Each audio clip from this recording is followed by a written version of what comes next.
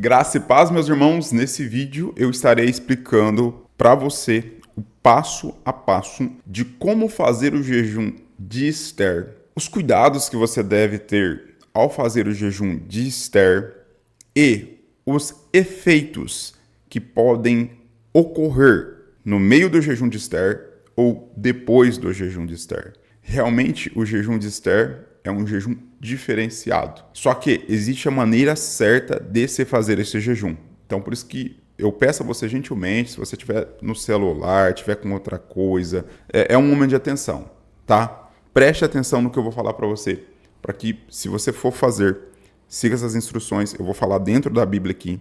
Também vou adicionar algumas questões que são importantes você se atentar para que esse jejum seja uma bênção na tua vida, certo? E não um problema. Então, vamos lá. Vamos tomar o texto bíblico. Esther 4,16 vai dizer assim, ó. Vai, ajunta todos os judeus que se acharam em Suzã e jejuai por mim. E não comais nem bebais por 3 dias, nem de noite nem de dia. E eu e minhas servas também assim jejuaremos. Então, vamos explicar primeiro o contexto do jejum de Esther. O porquê que Esther decidiu fazer este jejum? Nós vamos ver que um homem chamado Amã, que era um homem de posição muito elevada ali no Império da Pérsia, ele odiava os judeus, principalmente Mardoqueu, que era um homem que não se curvava diante dele. Dentre isso, esse homem ele planeja a execução de todos os judeus por meio de uma lei ortogada. Ele meio que engana o rei, e o rei, sem perceber, assina esse decreto. Então, havia um decreto de morte para com os judeus.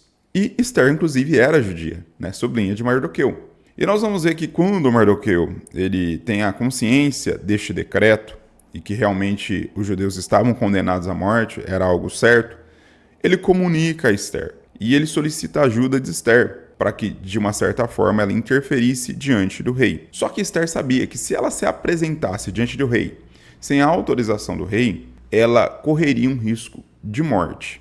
Então, qual é a situação do contexto aqui? Primeiro, o problema de Esther, o problema dos judeus era algo irreversível. Era a causa de vida ou morte. Então, se você tem algo que é considerado irreversível na tua vida, se você tem algo que é impossível de se resolver, o jejum de Esther, ele cabe para a sua vida.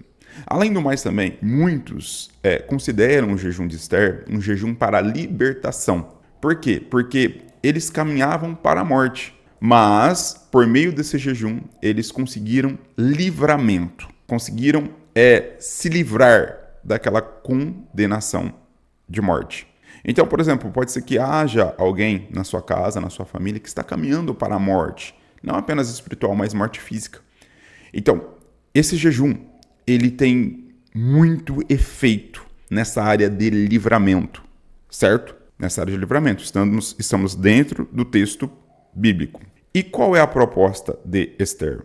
O propósito de Esther é não apenas ela, não foi algo individual, mas ela, os judeus, porque ela vai dizer no texto, olha, ajunta todos os judeus que se acharem em Suzã, que era a cidade, e jejuai por mim. Ou seja, ela pede para esses judeus que estavam na cidade de Suzã, que eram muitos, para jejuarem por ela. Não comais, nem bebais por 3 dias, ou seja, era um jejum seco, sem água. Depois eu vou falar dos cuidados que deve ter com esse jejum. Nem de noite, nem de dia, ou seja, não era beber água de 6 horas ou beber... Não, é jejum 3 dias secos. E eu e as minhas servas também assim jejuaremos. Então não era só outras pessoas jejuando por ela, intercedendo por ela, mas ela também. E também as da sua casa, que eram suas servas. Então veja bem que foi um jejum coletivo, não foi um jejum individual. Se você conseguir ajuntar pessoas para jejuar com você, será uma bênção. Se você não conseguir, você pode sim seguir esse jejum sozinho ou sozinha. Mas se houver mais pessoas que aceitem fazer esse jejum com você, isso será um fortalecimento. Mais pessoas ali no mesmo propósito. Então, isso vai ajudar muito. Então, o que ela buscava por meio desse jejum? Ela buscava o livramento e a misericórdia de Deus. Ela buscava também preparo espiritual para enfrentar esse risco de morte iminente. E, ao mesmo tempo, também, esse jejum ele teve o propósito de unir o povo. Então, todos estavam debaixo da mesma condenação. Esse jejum serviu também para trazer unidade. Por isso que mencionei aqui, que se você tiver pessoas na sua casa que possam te ajudar, ou às vezes pessoas na igreja que possam te ajudar neste propósito, vai ser uma bênção. Antes de você começar esse jejum, você precisa definir o propósito. Qual é o propósito? O propósito é o livramento para minha vida, o livramento para alguém dentro da minha casa. Qual é o propósito? É a libertação do meu filho, é a libertação do meu marido. Qual é o propósito? Ganhar almas para Jesus. Que Jesus liberte vidas na minha família, liberte vidas na igreja. Então esses podem ser os propósitos. Não vai adiantar simplesmente você não comer e não beber, mas a abstinência ela deve ser completa. Então esqueça redes sociais, esqueça qualquer tipo de diversão que você possa ter. O momento é um momento de consagração ao Senhor. Então a sua mente ela deve estar devotada totalmente ao Senhor. Aí entra a questão do trabalho. Se seu trabalho é um trabalho que exige uma força física muito grande, eu recomendo que você tenha sabedoria e procure fazer esse jejum seco no dia que você está de folga, ou então que você está de férias, ou então que você tirou um período ali de afastamento do trabalho. Principalmente, por exemplo, você é pedreiro, né? Você trabalha num sol escaldante, às vezes trabalha na roça. Você demanda muita energia, você perde muito líquido, você vai ficar 3 dias sem beber água. Então, eu já vou falar aqui dos cuidados. Então, você precisa ter sabedoria para fazer esse tipo de jejum, para que esse jejum seja bênção na tua vida e não um problema. Então, entenda bem. E oração e palavra. Então, jejum precisa ter também leitura da palavra de Deus e oração. Jejum é um momento de comunhão com Deus. Jejum não é apenas abstinência de alimento. Tem pessoas que acham que jejum é apenas abstinência de alimento. E não é. Jejum é um momento de consagração e comunhão com Deus. Principalmente se você for fazer o de Esther, né, que é um jejum para livramento. E aí vai os cuidados para você que tem problemas renais, problema cardíaco, com diabetes, se você é idoso, se você está gestante, se você faz algum uso de medicação e não deve parar com esse uso de medicação sem orientação médica, eu peço a você gentilmente que você busque orientação do seu médico, autorização do seu médico antes de fazer esse jejum. Porque não é só 3 dias sem comer, é 3 dias sem beber água. É um jejum seco. Se você também não tem o hábito de jejuar, né, um exemplo, não está acostumado a jejuar regularmente, uma vez por semana, já nunca fez jejum de 24 horas, eu recomendo para você, comece com jejuns curtos. Eu vou fazer o jejum, já começa nesse jejum de 3 dias, que isso pode trazer muitos efeitos para o seu corpo, porque você não está adaptado. Então, se você não tem o hábito de jejuar regularmente, não faça o jejum de Esther assim logo de primeira. Ter impactos sobre a tua saúde, o teu corpo pode estranhar e você pode não suportar, passar mal, sofrer até mesmo com desmaio. Então, vigia, precisamos ser sábios e inteligentes. Deus ele não quer sacrifício de tolos. E outra, o máximo, segundo a ciência, o máximo que nosso corpo suporta sem beber água é exatamente os 3 dias. Então, seja sábio, não ultrapasse os limites do seu corpo. E outra coisa, obedeça o seu corpo.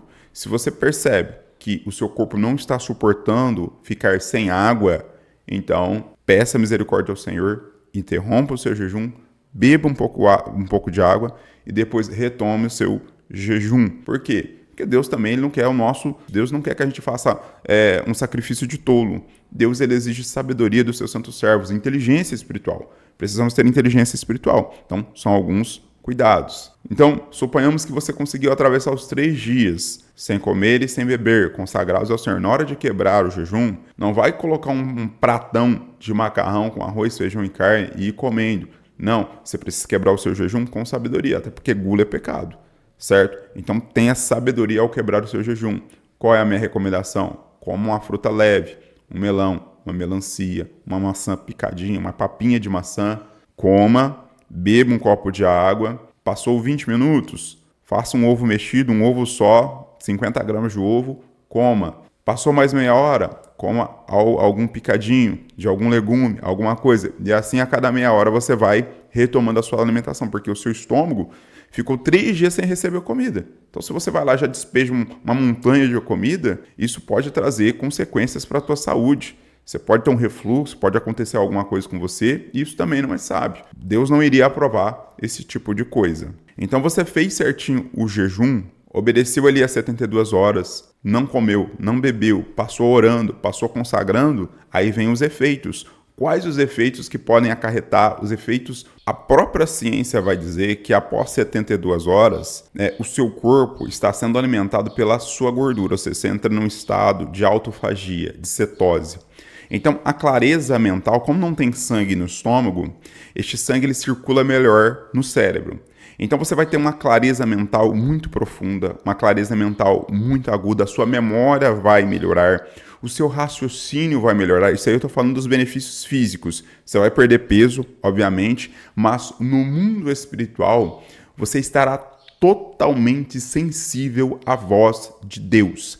A sua sensibilidade para as coisas espirituais, elas serão extraordinárias. Já ouvi relatos e já presenciei fatos que apenas pelo fato da pessoa passar perto de um endemoniado, o endemoniado cair, demônios se manifestarem, pessoas receberem dons espirituais, pessoas receberem revelações, coisas que estavam ocultas, até mesmo pecados da própria pessoa que está fazendo o jejum que ela nem sabia que aquilo desagradava a Deus, aquilo ser desaflorado diante dela, ela conseguir se desvencilhar de coisas que ela não conseguia se desvencilhar, pessoas que faziam mal para ela ou que eram falsas diante dela, sair, desaparecer, sem ela ter dito uma única palavra. Deus começa a remover coisas da nossa vida que nós nem temos ideia que nos prejudicam.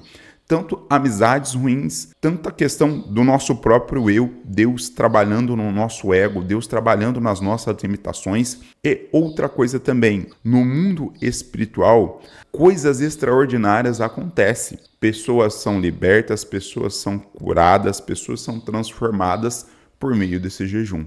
Então é um jejum que traz muito benefícios tanto para o nosso corpo como para o nosso espírito. Deus manifesta coisas extraordinárias por meio desse jejum. No caso de Esther, Deus trabalhou no coração do rei. O povo de Israel recebeu o livramento de morte. E não apenas livramento de morte. A Bíblia diz que Amã, ele pagou pela sua própria armadilha. E Deus fez justiça para a nação de Israel. Então, coisas extraordinárias irão acontecer, cadeias irão ser quebradas, coisas que foram lançadas contra a tua vida serão destruídas, anuladas, coisas extraordinárias vão acontecer. E esse jejum espiritual, esse jejum de Esther, é um jejum que tem muita resistência no mundo espiritual. Então, antes de você fazer este jejum, é algo que eu sempre recomendo, independentemente do jejum que você vai fazer. Se é um jejum de Esther, ou se é um jejum de Daniel, né, que é um jejum um pouco diferente, se é um jejum de um dia, se é um jejum de 48 horas, sempre ore antes do seu jejum. Peça a direção de Deus, capacitação do Senhor, para que você jejue na direção de Deus.